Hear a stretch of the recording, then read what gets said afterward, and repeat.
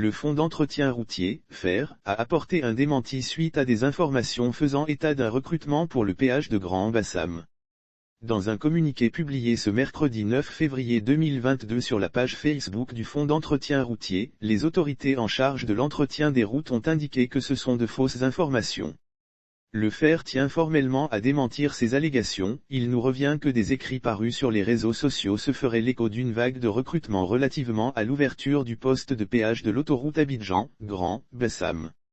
Le Fonds d'entretien routier tient formellement à démentir ces allégations, a indiqué la note tout en rassurant l'opinion publique que les questions afférentes aux ressources humaines de l'entreprise et particulièrement celles liées au recrutement du personnel, se font coutumièrement sur les canaux officiels du FER et par voie de presse exclusivement dédiée.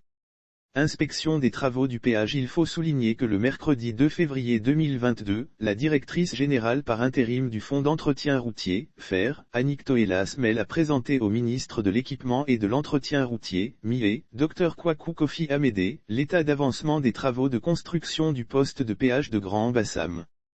Il est important de notifier que ce sont un peu plus de 23 milliards de francs CFA qui ont été investis. C'est avec une grande satisfaction que la délégation de contrôle des travaux a constaté les progressions affichant un taux de réalisation de 98%.